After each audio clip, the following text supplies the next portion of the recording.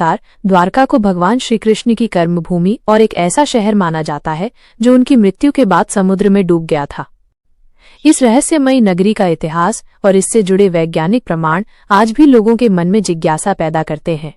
पौराणिक कथाओं के अनुसार जब भगवान कृष्ण ने मथुरा छोड़ दिया तब उन्होंने विश्वकर्मा देवताओं के वास्तुकार की मदद से द्वारका नामक एक भव्य और सुंदर नगरी बसाई। इसे गुजरात के पश्चिमी तट पर अरब सागर के एक द्वीप पर बनाया गया था।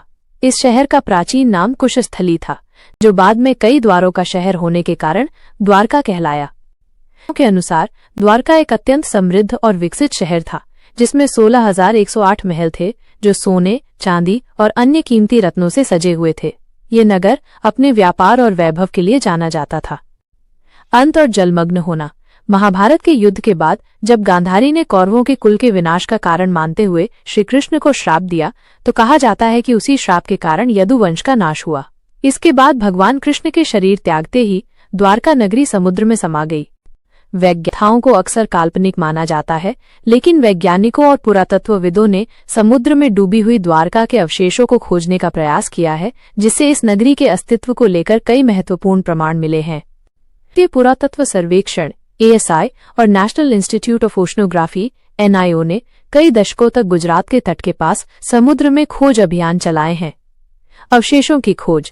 इन अभियानों में समुद्र के नीचे कई प्राचीन संरचनाओं, दीवारों, लंगर और पत्थरों से बने घाटों के अवशेष मिले हैं, जो एक समृद्ध प्राचीन बंदरगाह शहर का संकेत देते हैं।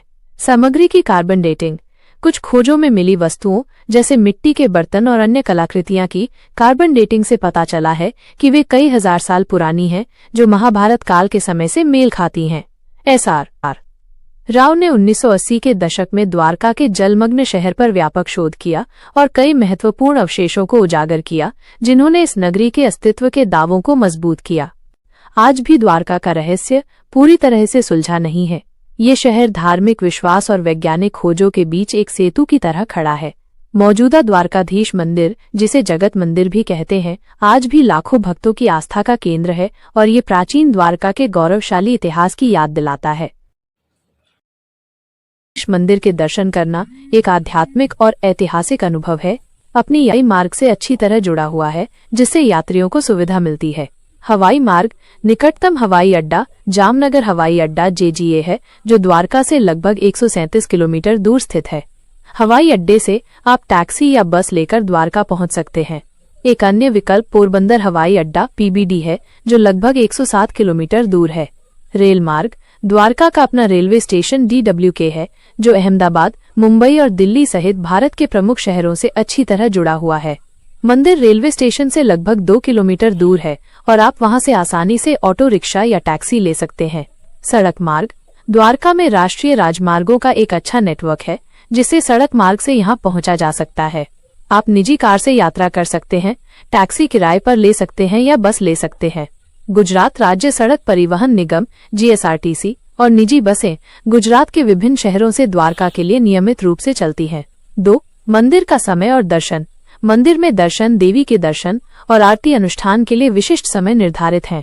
ये ध्यान रखना महत्वपूर्ण है कि मंदिर दोपहर में कुछ घंटों के लिए बंद रहता है। प्रातः दर्शन। सुबह 6:30 से दोपहर 1 बजे तक। दोपहर का विश्राम। अनुसार दोपहर 1 बजे से शाम 5 बजे तक दर्शन बंद रहता है। सायं दर्शन। शाम 5 बजे से रात 9:30 बजे तक आरती और अन्य अनुष्ठानों का समय भी पूरे दिन निर्धारित है। मंदिर के आधिकारिक कार्यक्रम की जांच करना उचित है, क्योंकि समय अलग अलग हो सकता है, खासकर त्योहारों के दौरान। 3. आगंतुकों के लिए महत्वपूर्ण जानकारी। प्रवेश और निकास। मंदिर के 2 मुख्य द्वार हैं। प्रवेश द्वार को स्वर्ग द्वार, स्वर्ग का प्रवेश द्वार कहा जाता है, जो गोमती नदी की ओर खुलता है। निकास द्वार मोक्ष द्वार है, जो मुख्य बाजार की ओर जाता है। Dress code. औपचारिक या पारंपरिक पोशाक पहनने की सलाह दी जाती है। शॉर्ट्स, बरमूडा और मिनी स्कर्ट पहनने से बचें। प्रवेश शुल्क। सामान्य दर्शन के लिए कोई प्रवेश शुल्क नहीं है। फोटोग्राफी। मंदिर परिसर के अंदर फोटोग्राफी और वीडियोग्राफी की अनुमति आमतौर पर नहीं होती है। दामा सेतु, गोमती घाट, द्वारका बीच और बेट द्वारका जैसे आसपास के अन्य दर्शनीय स्थलों की यात्रा कर सकते हैं। द्वारका घूमने का सबसे अच्छा समय सर्दियों का मौसम अक्टूबर से मार्च तक है, जब मौसम सुहावना और दर्शनीय स्थलों की यात्रा के लिए आरामदायक होता है।